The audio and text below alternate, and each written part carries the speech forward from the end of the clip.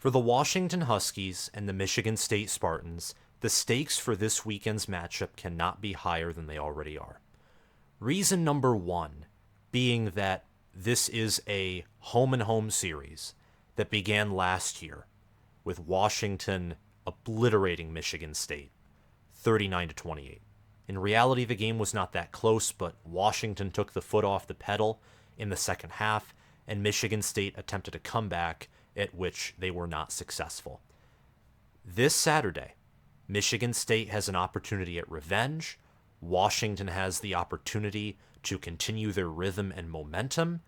And this Saturday, as a result, will also be the conclusion of this home and home series. And there are plenty of memories from both fan bases about how last year's matchup went.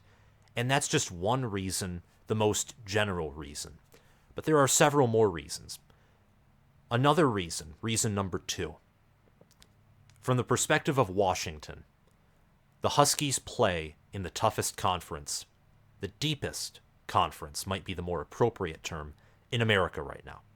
There are 8 Pac-12 teams ranked in the top 25, and while the top 25, the AP top 25, the coaches top 25, anyone's top 25 list right now is going to be imperfect. 2 or 3 games if your team played in week 0 is not a strong enough of a sample size to determine which teams are truly top 25 teams. It is an imperfect list, but it does provide some insight nonetheless. UCLA and Washington State just entered the top 25 after week 2's impressive, unexpected, and exciting series of games occurred. Washington State is 23rd, UCLA is 24th, and some teams who were in the top 25 the week prior, the majority of them who moved up after week 2, are Colorado at 18th, Oregon State at 16th, Oregon at 13th, Utah at 12th, Washington and USC are in the top 10, the Huskies being 8th and the Trojans being 5th. This conference is incredibly deep, and I think Oregon State, Oregon, Utah, Washington, and USC, 5 Pac-12 teams, nearly half of the conference, are true national title and college football playoff contenders. The Beavers are physical. Right now, I would say they have the best offensive line in the nation, if not the second or third best. DJ Uiagalelei looks revived, and we know that Jonathan Smith is a genius. Washington, we'll talk more about them in this video, of course, as we're previewing Washington and Michigan State's matchup, but Washington is Michael Penix, Ryan Grubb is the offensive coordinator, and they have been decapitating everyone they've been facing. USC is another team that is just extremely successful on offense, and Lincoln Riley is their head coach. Dan Lanning, Bo Nix, Bucky Irving, and Troy Franklin are balling out at Oregon. And Utah has Kyle Whittingham, an impressive strong defense with players like Cole Bishop, Lander Barton, Junior Tafanu on defense. And when Cameron Rising returns, this team's level of play will largely improve from Bryson Barnes being the starting quarterback. Colorado, even, with Deion Sanders and his son Shadur Sanders, have been shocking the world for the past 2 weeks. They're in my top 25 this week, which that video will release tomorrow. And Washington State upset Wisconsin, and UCLA is Chip Kelly in a great room of quarterbacks. The Pac-12, in its final year, is the most intriguing conference, and they could be the toughest conference in America in 2023. Right now, it certainly looks like they're the deepest conference. Whether they turn out to be the toughest conference or not, that will take several more games and perhaps until the national title game to determine whether that is the case or not. But the Pac-12 is very deep. Washington is a part of that conference. They were my pick to win the Pac-12 and reach the college football playoff in the preseason. I still think, and you'll see this in my top 25 tomorrow, that they're the best team in the conference, but a lot of Pac-12 teams have moved up in my mind, including Colorado and Washington State, of course. So make sure to hit the notification bell so you can get notified when my top 25 drops tomorrow, and also when I do other game previews, whether it's for Michigan State, for Washington, or other college football games. And also subscribe to the channel so you can help us reach 20,000 subscribers by the end of the college football season. Before we resume talking about this matchup, Comment your thoughts and your predictions on it down below, and like this video so we can get this matchup preview and prediction into the algorithm. Reason number 3 as to why the stakes cannot be higher for this game relates to Michigan State. Michigan State is currently without their head coach, Mel Tucker, and they will not see him again on the sidelines or anywhere remotely close to East Lansing for probably the rest of time. Mel Tucker came into Michigan State. In the COVID year, he beat Michigan. In 2021, he went 11-2, beat Michigan, won a New Year's Six Bowl. Last year was a disaster. And this year, I had high hopes for the team. I had high hopes for Mel Tucker. And Saturday night, really technically Sunday morning, after the Spartans beat Richmond 45-14, and it was a nice game. Michigan State played well. They covered the spread for 2 weeks in a row, did better than the experts and analysts thought. A report is leaked about a sexual assault investigation regarding Mel Tucker, and that he reportedly assaulted a rape survivor and an activist who goes on college campuses basically, teaching young men how to be respectful young men. She's even done this with Michigan and Jim Harbaugh as well. So Michigan State is not the only football program in the state of Michigan that has had her around and had her do her services and work. This comes out within less than 24 hours. Mel Tucker is suspended, and many others suspected that he would be immediately fired.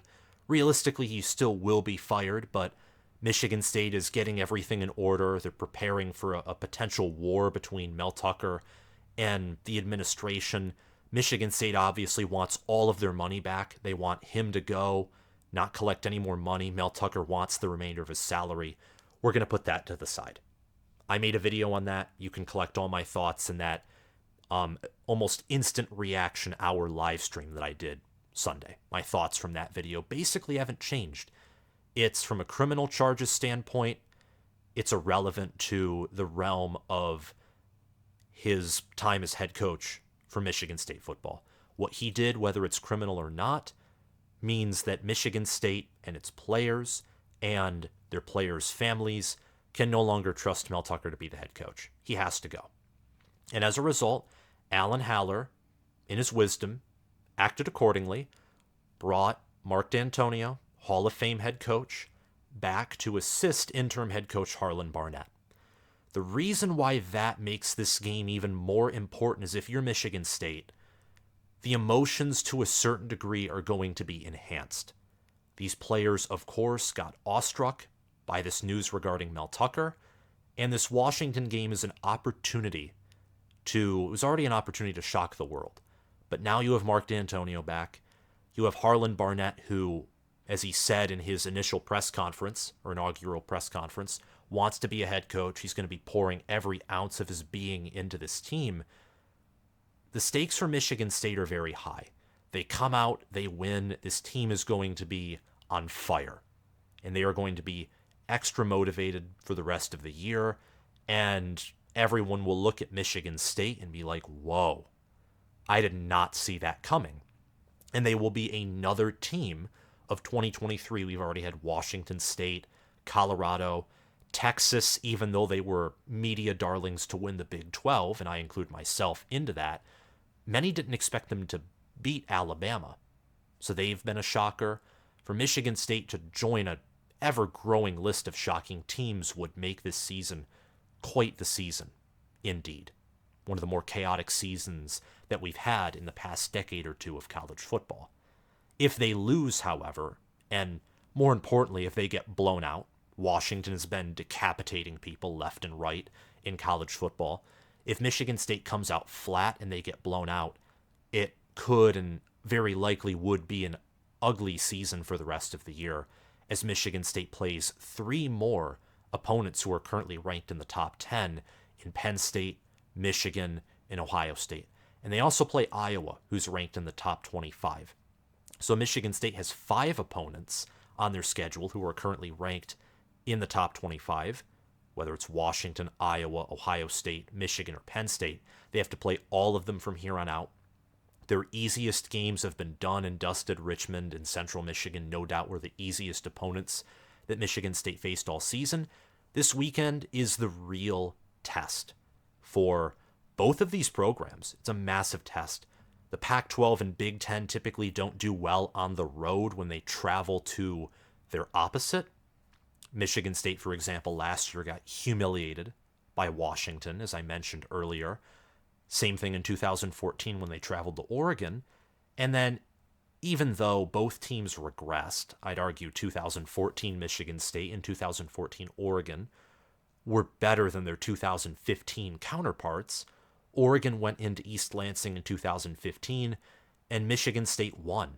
They won 35-28, I do believe. And I think the game was more in Michigan State's favor than the score indicated. Though I could be wrong, I don't remember as much about that game as I do the 2014 game. But anyway, these teams are undefeated. Washington, in my mind, no doubt is a top 10 team. ESPN's FPI would disagree with me. That has more to do with the Huskies' past resume of recruiting.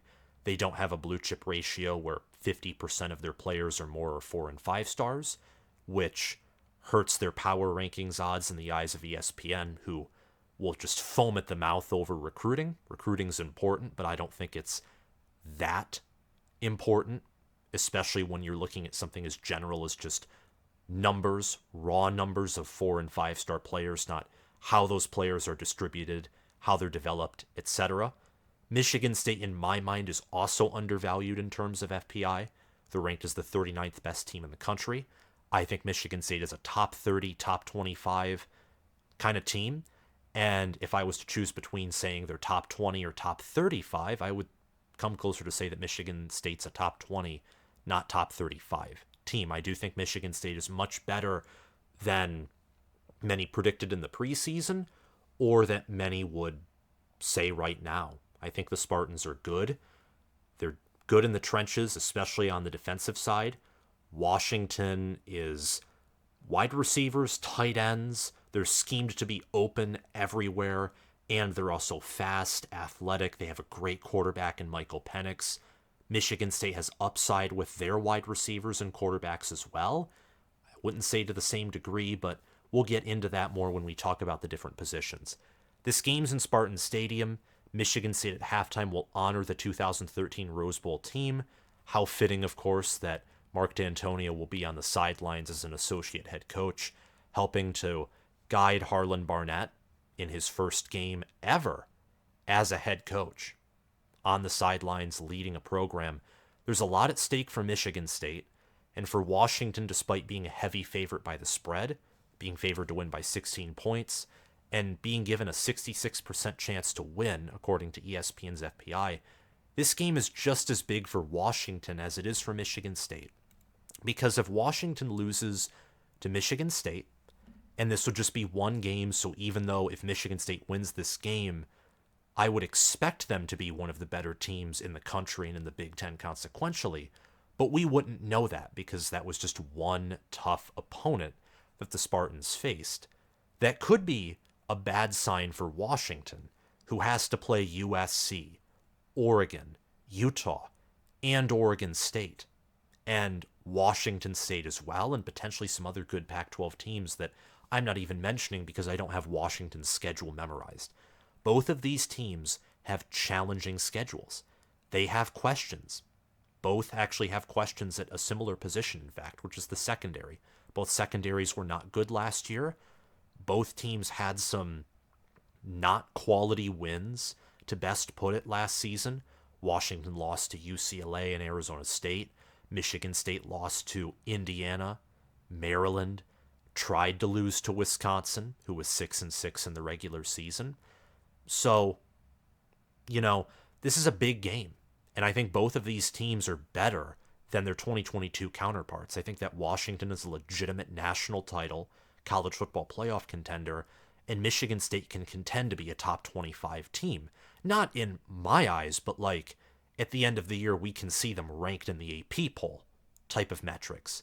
The AP poll will never or very rarely rank a 6 or 5 loss team in their final top 25, But given Michigan State's schedule, they could be a 6, 5, or 4-loss team and be in the top 20 or top 25 realistically by objective standards at the end of the year because their schedule is just that tough. Both of these teams enter with momentum. They have upside.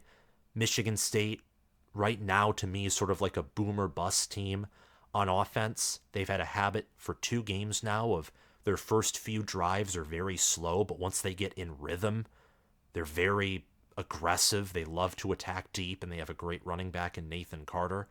For Washington, they're consistent.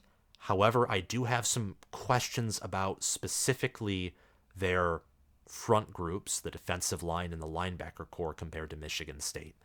This is definitely the first-time test, perhaps one of the bigger tests for both of these teams for the entire 2023 season. And I'm very excited for this matchup to take place.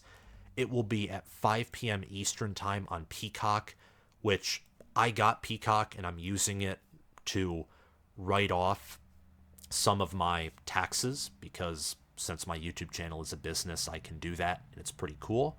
But it still stinks because I know that for all of you and also for me, that's an extra bit of money to watch another game, and not everyone has Peacock, nor can everyone get Peacock. So it is unfortunate. But I'm going to be watching this game. It's at 5 p.m. Eastern time. I guarantee that the stands are going to be packed. The majority of the bets are on Washington, but more than 90% of the money is on Washington to win and cover. So the Huskies are a massive favorite here. In fact, the line moved from 14 to 16 in just a few hours after the Mel Tucker news dropped. Washington is a massive favorite. Michigan State's a big underdog, whether it's a pick to win, a pick to compete, which for Michigan State would be covering the spread, etc. There is a lot of stake in this matchup. Week 3, in terms of matchups, whether it's top 25 games or top 10 games, is very weak. I'd say this is probably going to be the highest value game in terms of quality matchup, like the 2 highest ranked opponents combined. I think that's what this game will be. Penn State, Illinois could contend for that. Maybe Tennessee and Florida, if Florida isn't a team who will end up with a losing record like I thought. Of course, Minnesota, North Carolina, maybe Georgia, South Carolina, potentially. There just aren't very many good games. Kansas State, Missouri, LSU, Mississippi State, maybe. Florida State, just by merit of them being a top 3 team and going on the road to a Boston College team that has talent but hasn't looked good. Maybe that's an entertaining game. But there is not a strong set of obviously highly anticipated elite matchups. I'd place this at the top of Week 3 matchups, but that's just me. So it's a road game for Washington, a home game for Michigan State. Obviously, Washington is traveling plenty of time zones. I think exactly they're traveling 3 time zones, just like Michigan State did last year when they went to Husky Stadium. Let's talk about the position advantages. This is sort of what I was getting into involving the matchup, but now we're here, so we're going to revisit some of what I was talking about and go more in depth. Washington has a bigger advantage than my position breakdown would imply. That's because I think Washington has the better offensive coordinator, the better head coach. They have one of the best strength and conditioning staffs in the nation. Michigan State might have the better defensive coordinator and defensive staff than Washington does, but I don't know that for sure. And just based off of the merit of Michigan State having a history under Scotty Hazelton of having a bad defense, whereas Washington's defensive staff was in year 1, for now I would even give the Huskies an edge at defensive staff as well. For almost every part of the staff, Washington has a very significant advantage. And at quarterback, tight end, O-line, I would say possibly wide receiver and possibly defensive back as well, though those latter 2 positions, I think Michigan State has some upside at, where at the end of the day, those positions could, more so defensive back, could lean Michigan State. I think the Spartans could compete with Washington, potentially at wide receiver, but at the end of the day, Jalen Polk, Roma Dunze, and Jalen McMillan are too talented for Michigan State, who lost Keon Coleman and Jaden Reed, to realistically have a better wide receiver core than the Huskies do. At quarterback's very intriguing, I think, for this game, because Michael Penix Jr.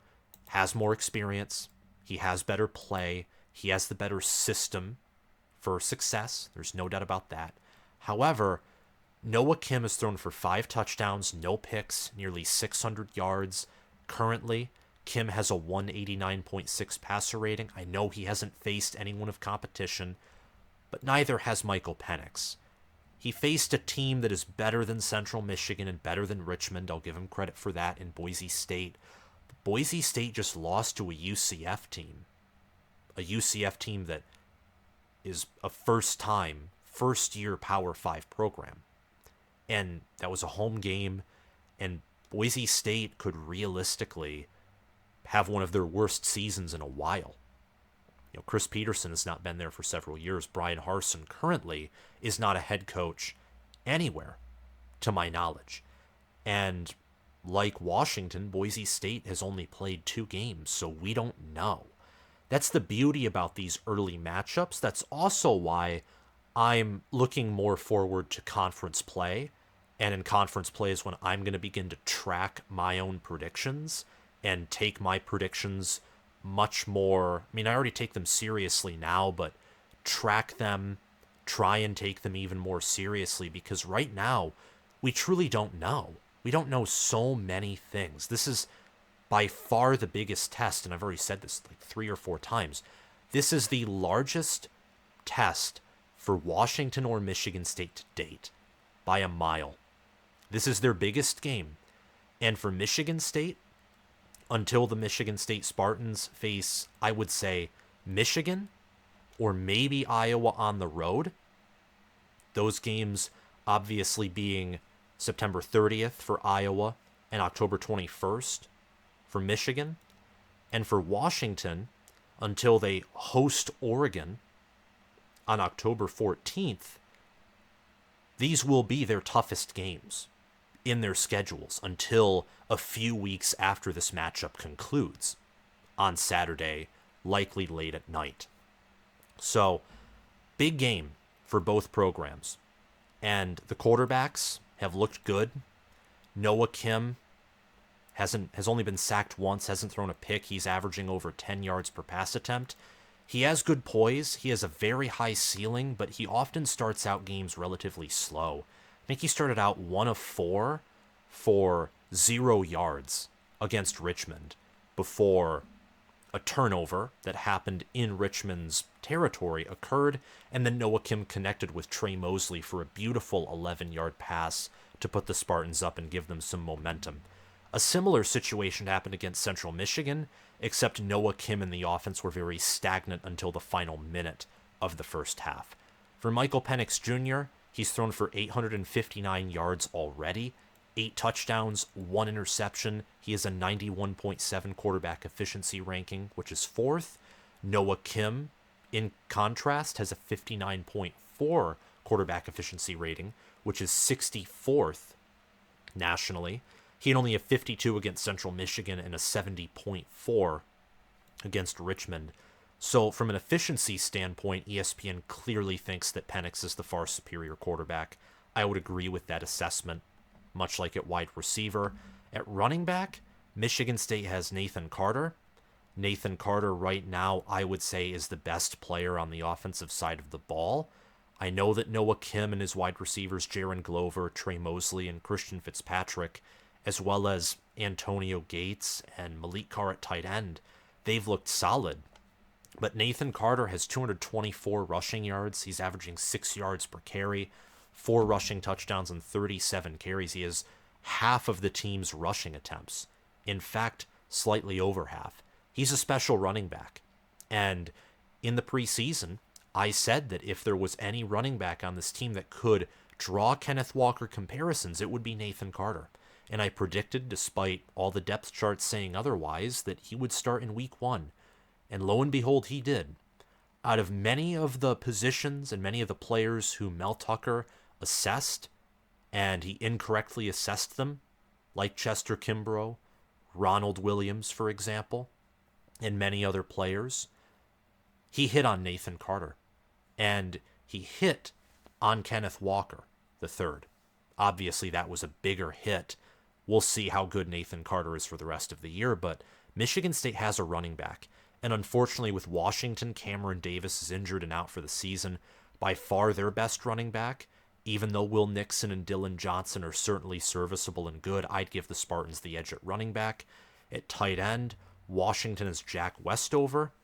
And Michigan State, although I think they have the deeper tight end room, Jack Westover certainly has the bigger upside, and he's a better receiving and blocking tight end than Michigan State starter Malik Carr. Washington is the better offensive line. In my opinion, they have an offensive line that can contend to win the Joe Moore Award. Michigan State has one of the better defensive lines in the country, in my mind. And that's with Washington having Braylon Trice and Zion Tuipulotu, who are NFL caliber defensive ends who will be drafted on either day 1 or day 2 by current projections in the 2024 NFL draft.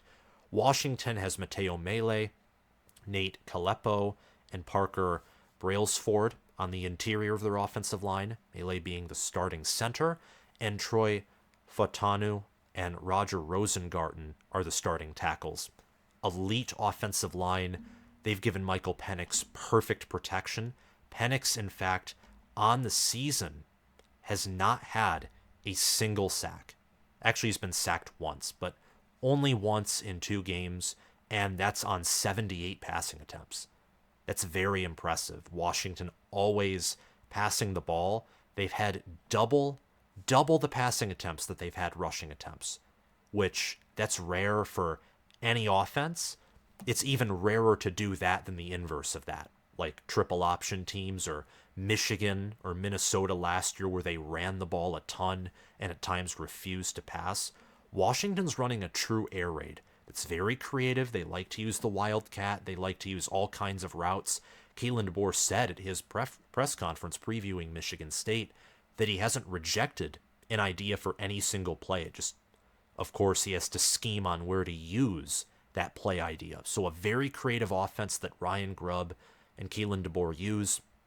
Michigan State at defensive line and linebacker, I think, outmatched the Huskies. Michigan State currently has 10 sacks on the season. They've been very effective at getting to the passer. Simeon Barrow, Zion Young, Chris Bogle, Derek Harmon, Cal Halliday, Jacoby Windman, Aaron Brule, and Jordan Hall, 4 defensive linemen and 4 linebackers for the Spartans, who I think are great players. And going back to the defensive line, to Miche Adeleye and Jalen Sami are also good players on edge and interior, respectively. At defensive back, this is an unknown for both teams. I think this is the position that I'm the most curious about for both the Huskies and the Spartans. Michigan State has not faced a below average passing attack yet. They have faced 2 horrible passing offenses in a row, which is why their secondary is only allowing 107 passing yards per game. I know I'm very confident for a fact that secondary is not good, and they're going from facing 2 of the worst passing offenses that any college football team could face in the FBS to now facing one of the best. So I'm very curious how that plays into the statistics, how that makes Michigan State's defensive backs like Jaden Mangum, Dylan Tatum, etc. look. And for Washington, they brought in Jabbar Muhammad, and they have some other players at secondary. But overall, their passing defense was a weakness for them last year. And Michigan State has Noah Kim, a good collection of wide receivers, and Malik Carr, who can be a mismatch tight end. And also Nathan Carter is he's a good receiving back out of the backfield and on screens. So there's just so many beautiful matchups to look at here. Michigan State also has a good kicker in Jonathan Kim, and they have a great punter, and I think it was Jaron Glover, who has had some pretty impressive punt returns. So Michigan State edges Washington out at special teams. They have the better running back room, defensive line, and linebacker core. The Huskies are better at basically every skill position, offensive line, and they have better perimeter play on defense and better secondary play. They also have the better staff and have the better head coach, but I'm not going to delve too deep into that comparison because Harlon Barnett's playing in his first game. He's an interim guy. He wants the long-term job, and if his team wins enough games, although I think that would be miraculous for the Spartans to have an 8-4, 9-3 season, which I think would be the only way he gets the head coaching position, we've seen crazier things happen before. And speaking of crazy things, here are some players to watch who I think could have some explosive moments. Michael Penix nearly has 1,000 passing yards in 2 games, and Cal Haladay has been clutch in games this year, 2022, and in 2021. Despite not being known as an All-American or first-team All-Big Ten linebacker, and historically having struggles in pass coverage, especially on third down, Cal Haladay has had several game-winning interceptions. He had a pick 6 against Indiana and another one against Pittsburgh in 2021, and if you took those pick 6s out of Michigan State's scoreboard, Indiana wins just on the virtue of taking out that pick 6 and having no points scored, and Pittsburgh likely continues their drive down the field and wins the Peach Bowl with their third-string quarterback and second-string running back. In 2022, Cal Haladay led Michigan State in total tackles, and right now he also leads the Spartans in total tackles, with just 2 more total tackles than Jacoby Windman. He has 15 total tackles, 6 solo, and he has an interception return for 2 yards that he had against Central Michigan.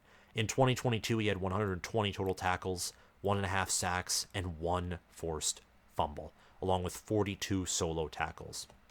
Cal Haladay is a junior, 6'1", 235 pounds, and the reason I put him up here is if Michigan State wants to win this game, and this is where I'm going to begin to talk about different scenarios and how each team can win.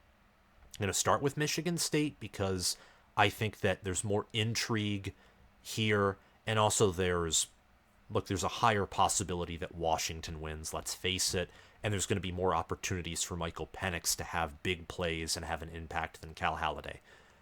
If Michigan State wants to win this game, they can't count on stopping Washington's offense. I don't think no defense in the country outside of Georgia, Ohio State, Michigan for sure, probably they'd have an easier chance than Ohio State.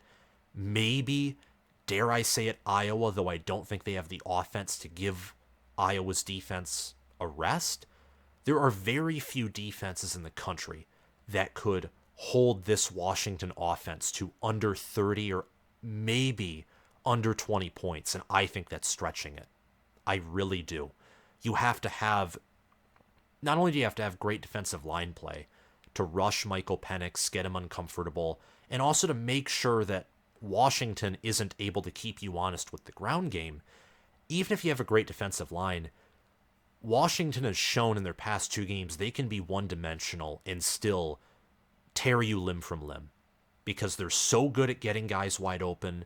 Odunze, McMillan, Polk are all fast, amazing route runners, great possession guys. They're, in my mind, those 3 are top 10 wide receivers. They probably have the deepest 3-man group out of any even comparing to Ohio State. Now, Ohio State overall has the nation's best wide receiver and also the deepest wide receiver room, but if you manipulate the statistics and just take the 3 best players in the room, I think Washington, by that metric, has the nation's number 1 wide receiver core. And they have a great tight end in Jack Westover, and Michael Penix just throws bullets. He's a 6th-year senior, been coordinated by Kalen DeBoer and Ryan Grubb for 2 years. DeBoer was his OC for 1 season at Indiana, so he's very familiar with the system. He has an elite O-line protecting him. You have to do more than just have great trench play. You have to be elite everywhere to stop this Washington offense. And Michigan State, they're not elite everywhere. They don't have Georgia, Ohio State, or Michigan's depth on defense, nor the 4 or 5-star talent, and they're not proven at secondary in particular. However, if Michigan State's offense can score, if we can check that off, Michigan State needs a Cal Haladay pick 6, or a Cal Haladay pick, or pass deflection, or a Jacoby Windman forced fumble. They need the linebackers to step up in defending the pass, and force a few stops to make sure that Michigan State's offense doesn't need to score on every possession just to take the matchup into overtime. Cal Haladay has done this before. He can do it again. Jacoby Windman is a very high-ceiling player. Aaron Brule currently leads the team in sacks. Simeon Barrow has shut down Michigan's run game and any other run game imaginable. He's one of the nation's best defensive tackles. And there is enough talent at secondary, and with Jim Salgado coming in the preseason with his NFL experience, I imagine the secondary is the best that it's ever been from 2020 until now. I think the secondary is the best in the 2020 decade so far. There can be plays made, and there is a realistic shot that if a player like Cal Haladay steps up, that can be the key for Michigan State to pull off what would be a massive upset. For Michael Penix Jr., again, already nearly 1,000 passing yards. He is one of the nation's best quarterbacks. He is an elite quarterback. I did not make a Heisman prediction video in the preseason. I wanted to get to that, but I couldn't. I have the cover art ready for it, ironically, and in a few weeks, probably in the first week where the college football playoff rankings are released, I think I will do a special video making a Heisman prediction then. Like a middle of the season predictions are popular. It's something that I like. I might even predict the season and make different predictions every week that there is a college football playoff ranking, which would be intriguing and very fun. So stay tuned for that. Michael Penix Jr. was someone who I predicted, or at least I alluded to the fact that I thought he was going to be in New York. If this offense continues to output the numbers that they are, there will be no choice but to have Michael Penix in New York, which will be awesome. Michael Penix is a great quarterback. He's smart. He's humble. He's been injured, and it looked like his career was pretty close to being over after 2021, and he had a big bounce back last year. Right now, he has nearly a 200 passer rating. He's a top 5 quarterback in efficiency. I think just by his past merit, achievement, and watching him play and work the offense, I think he's a top 5 quarterback, regardless of what statistics tell you. And he'll, as long as he doesn't make mistakes, this will be his first road game of the season. I imagine Spartan Stadium is going to be loud, rowdy, angry. There will definitely be some emotion there and revenge on the team's mind after last year's humiliating beating at the hands of the Huskies. As long as Penix doesn't make mistakes, does what he's asked to do, and the supporting cast performs at the level that they have been against Boise State and Tulsa, which is at an elite, high-performing NFL level, Penix will put up numbers, he'll do well, and Washington will win. And there are several ways in which they could do that. They could attack deep, and they've been able to do that successfully, and they definitely have the tight end, the running backs, and also the receivers to just slowly go down the field, get 10, 15-yard, maybe 5, 6, 7, 8, 9-yard passes. If Michigan State's just going prevent and they're going to say, you have to run on us or you have to pass on us short, you can't beat us deep, Washington can win that way as well. I think they can win as long as they pass and use the run situationally. They can win using a plethora of schemes and modes of offense to win this game in East Lansing. The defense for Washington, I think as long as they stay disciplined and consistent, will be able to get a stop or 2 or 3 on Michigan State's offense, who has shown inconsistency through the first 2 games, but also has a very high ceiling. And all of those different factors leads me to my prediction. I think that Washington will pass for 400 or more yards, and their elite talent and scheme wins this game. The defense for the Huskies, the reason why Washington wins is going to be because their defense gets key stops. That's why. This is what makes this game interesting. And really, same with Penn State, Illinois, in my mind. This is Penn State's first road game. Brett Bielema beat James Franklin 2 years ago with a team that had no business competing with the Nittany Lions. And we don't know a whole lot about Penn State or Illinois, or really any team. The teams that we know the most about are Colorado, because they faced teams that have greater talent than them and despite those 2 wins, we still don't know much about the Buffaloes because they've only played in 2 games, and Texas and Alabama, who played in a top 10 matchup, and there are still several questions. In fact, Tyler Buckner, for example, he was reportedly running with the ones in Alabama's practice. So there are still changes that can be made, and while the identity of all these teams is being set in stone, and for most teams won't change, there's still a lot to learn about each of these teams. I question whether Washington's defense on the road in their first hostile environment and against a defense that, look, Michigan State's defense, they're very efficient. They are, I think, top 10 in sacks right now, which doesn't mean a whole lot because of the competition they've played, but it's still impressive. They've shut down the run. Their secondary looks better. There's real discussion here that Michigan State's defense, if you translated that defense to the Pac-12, could be one of the best, if not the best defenses overall in the Pac-12, outside of maybe Oregon State, who looks very efficient on both sides of the football. They're very talented as well on defense, despite losing Omar Speights. They have a good secondary, good D-line, similar with Utah. The Pac-12 is not known for defense. Michigan State and the Big Ten are. And there are questions about Michigan State's secondary, and obviously you can see that I have questions and doubts about the secondary, as I have Washington passing for 400 yards, but there are questions about Washington's defense as well. I have them allowing 30 points because I think Michigan State will be able to run on this Washington defense. Washington has faced more balanced and well-rounded, higher-performing offenses than Michigan State has. That's for sure. They right now have the better strength of record. They're not just the better team by talent and by efficiency and performance. They're better solely on strength of record argument. Nonetheless, the Huskies, they haven't faced Burt Emanuel Jr. Wickersham, the quarterback for Richmond, is known to run.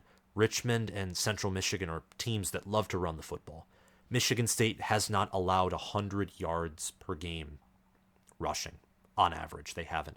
Washington, conversely, has allowed 153 rushing yards per game. Now, again, they faced better offenses, potentially better rushing offenses, definitely better passing offenses, as they have allowed 207 passing yards per game. Michigan State's defense has just allowed 107. But that's because Kyle Wickersham and Burt Emanuel Jr., the starting quarterbacks at the time the Spartans played those 2 games, were horrible passers, to be honest. I think Washington has the better passing defense. I think Michigan State at this very moment likely has the better overall defense. Washington, however, has the more consistent offense. They have the higher ceiling and also higher floor on offense. I think that Michigan State will likely run for close to 200 yards, if not slightly over that. Noah Kim and Jalen Berger will get involved.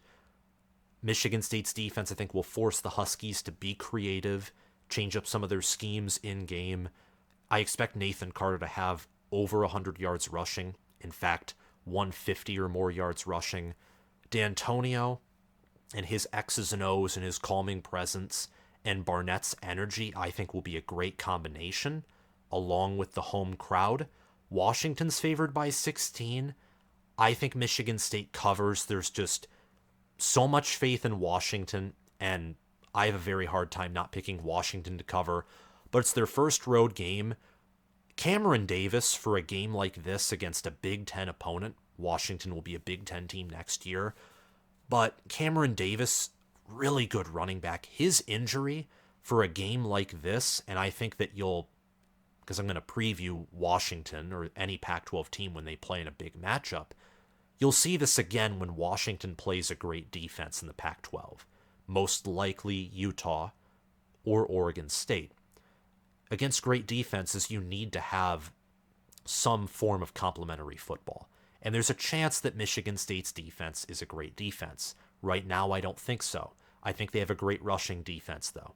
It will be easy for Michigan State to force Washington to be one-dimensional in the passing game.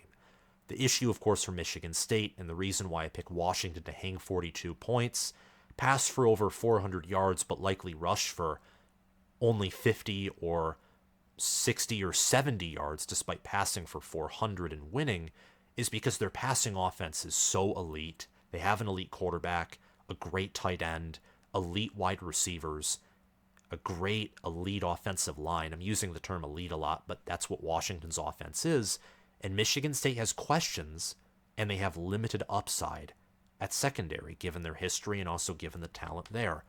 Their best players at secondary for Michigan State, in my mind, are Dylan Tatum and Jaden Mangham, and Charles Brantley as well, who the former two are sophomores. They're young. They're still growing in their positions.